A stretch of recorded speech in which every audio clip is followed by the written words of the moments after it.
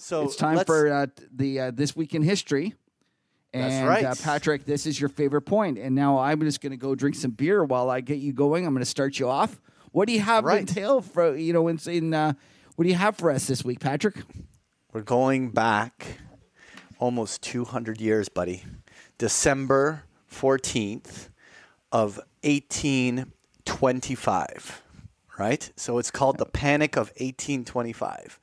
And so a little bit of context. So this is back in England. And so a little bit of context to kind of build a narrative, right? So in the prior 3 centuries prior to this was the domination of the Spanish in South America. And well, actually, I don't want to get into too much detail because I actually want to talk about that in next year. There's a couple of history things that I want to circle back to what the Spanish out there in South America.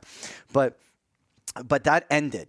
And at the same time, a decade earlier before this was Napoleon's defeat in Waterloo.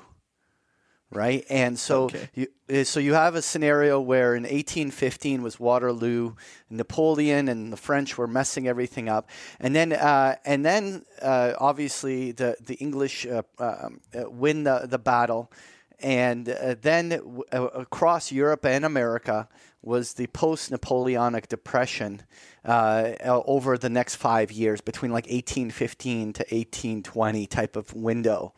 And so there was even in England, there was like the 1815 Corn Law, which prohibited the importing of corn. There was all sorts of problems in the Depression then in on the farming side of it.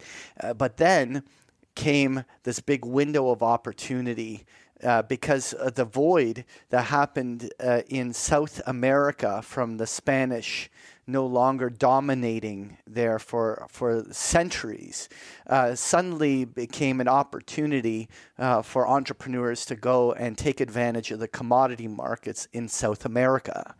And so this led to what is at the time was the world's largest speculative commodity bubble, and one of its pops.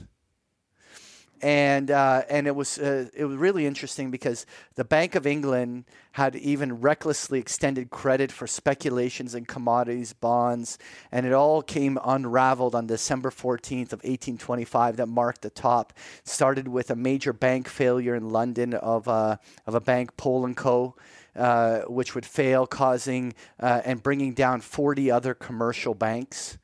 And in that panic of 1825, it ultimately led to an 80% drop in the stock markets in the coming year that had control, troops coming in to control riots at the Bank of England as it all almost unraveled. So what I wanted to kind of talk about is some of the interesting things that happened during this period. So it was commodity driven, and so a lot of this involved mining companies.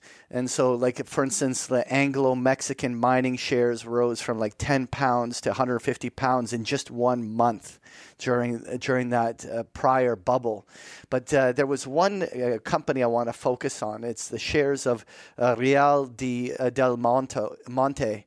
It's a Mexican silver miner that during the bubble rise here, let me just switch the slide so here it's a show. The thing went from 70 pounds to reaching a peak of like 1,500 pounds. Just an astronomical rise.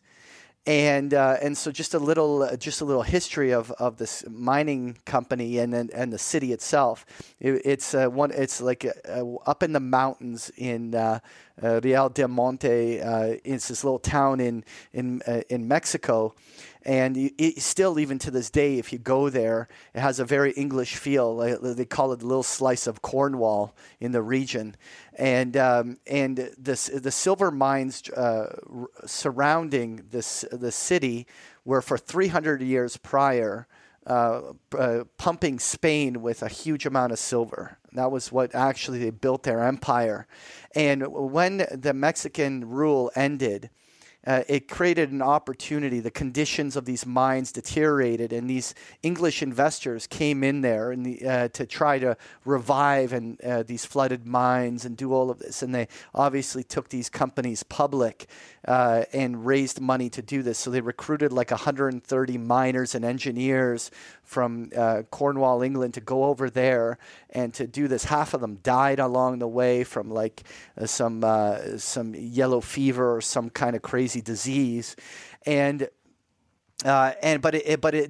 were out there, and all these investors came in and they got all excited because obviously they had a chance to be a part of these mines that were producing silver for the Spanish for hundreds of years, and here these speculators were able to get a piece of the action, right? Right.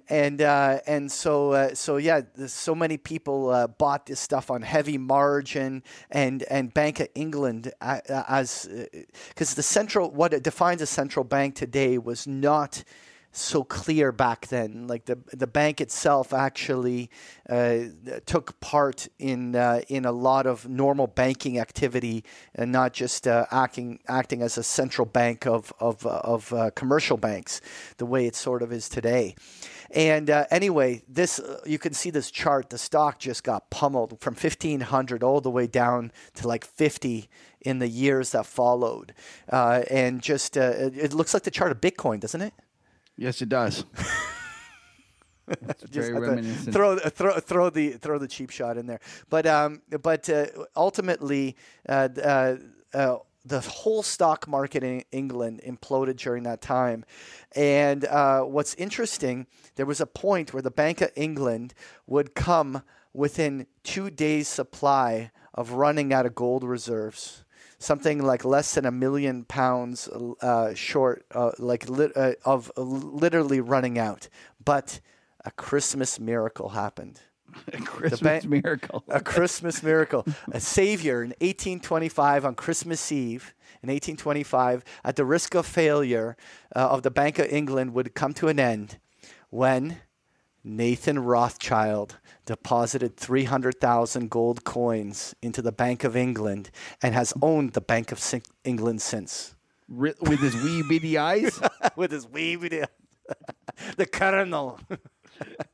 But I don't want to talk too much Rothschild, because I actually have a couple good stories coming up in the weeks and months ahead about the Rothschilds. But it was a deposit of 300,000 gold coins by Nathan Rothschild into the Bank of England that actually kept the Bank of England from failing. And even though the economic crisis would last for many more years afterwards, the bank failure part ended at that moment. And one of the big speculative bubbles, commodity bubbles, and big runs happened back then. And it's not to be mixed up, because obviously there was the East India Company. There was we're going to get to the Mississippi bubble, all sorts of these other ones in future episodes. But this was right after the Napoleonic Wars, and it was a big commodity bubble. Well, that's a great story. Right? I like it. And it reminds me, you said the Christmas miracle, it reminds me of last Christmas with Mnuchin and Trump. We had our own Christmas miracles. It's funny how that things happen. It just reoccurs. Right, Reoccurs. These Christmas miracles all over the place. Anyway. Yeah.